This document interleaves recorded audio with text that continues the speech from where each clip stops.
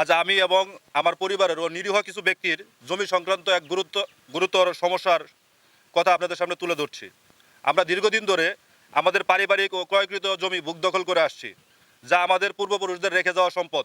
কিন্তু সম্প্রতি আমার প্রতিবেশী স্থানীয় ৮ নং ফুলকুচা ইউনিয়ন কৃষক লীগের সহসভাপতি মিজানুর রহমান মজনু ও তার পরিবার সহ কিছু অসাধু ব্যক্তি ও প্রভাবশালী মহলের সহযোগিতায় আমাদের জমিতে তার জাল দলিল ও মিথ্যা দাবি দেখিয়ে দখল করার চেষ্টা করছে।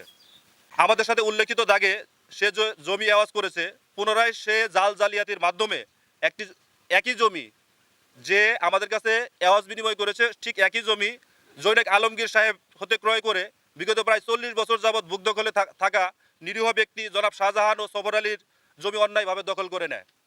অতঃপর স্থানীয় গণ্যমান্য ব্যক্তিবর্গ নিয়ে যার যার সুবিধা মতো স্থানে বুক দখল দেয়।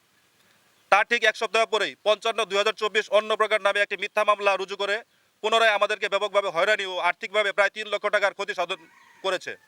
আমাদের ক্রয়কৃত জমির সঠিক কাগজ এবং নামজারি থাকা সত্ত্বেও অভিযুক্ত ব্যক্তি উপযুক্ত কাগজপত্র ব্যতীত দাবি করেছে যে জমিটি তাদের।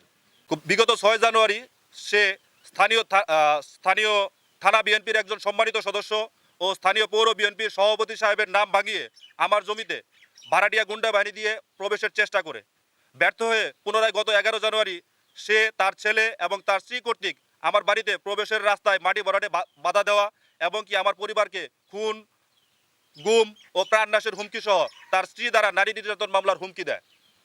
স্থানীয় প্রশাসনের কাছে আমরা একাধিকবার অভিযোগ জানিয়েছি, কিন্তু কোনো কার্যকর সমাধান পাইনি। আমাদের এই অবস্থার জন্য, এই সমস্যার জন্য মানসিকভাবে আমরা বিপর্যস্ত করেছে। তাছাড়া আমার পরিবারের আর্থিক ব্যাপকভাবে সমস্যা হচ্ছে।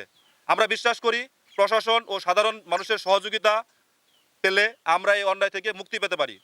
পরিশেষে আপনাদের মাধ্যমে আমরা দেশের সর্বস্তরের মানুষের কাছে কষ্টের কথা পৌঁছে দিতে চাই। আমরা ন্যায় বিচার ও সহযোগিতার জন্য সরকারের কাছে আকুল আবেদন জানাচ্ছি।